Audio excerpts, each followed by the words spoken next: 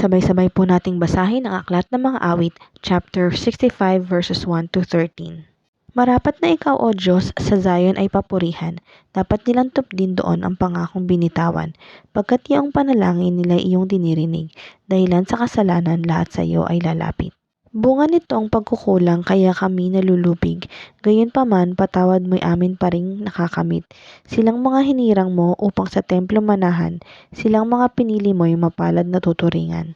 Magagalak kaming lubos sa loob ng templong banal, dahilan sa dulot nitong pagpapala sa nilalang.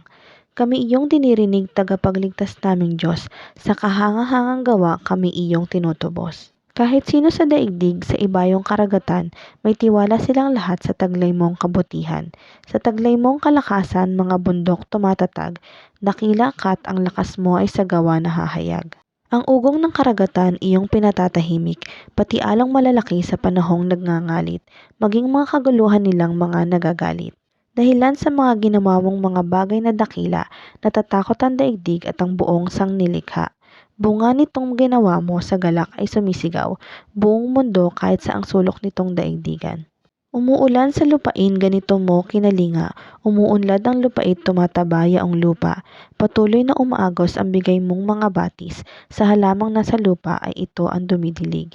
Ganito ang ginawa mo na hindi mo ikinait. Sa binungkal na bukirin ang ulan ay masagana, ang bukirin ay matubig at palaging basang-basa. Sa banayad na pag-ulan ay lumalambot ang lupa, kaya naman pati tanim ay malago at sariwa. Nagaani ng marami sa tulong mong ginagawa, at saan man magpunta kay masaganang masagana. Ang pastulay punong-puno ng matabang mga kawan, nagahari ay yaong galak sa lahat ng kaburulan. Gumagala yaong tupa sa gitna ng kaparangan, at hitik na hitik naman ang trigo sa kapatagan. Ang lahat ay umaawit, sa galak ay sumisigaw.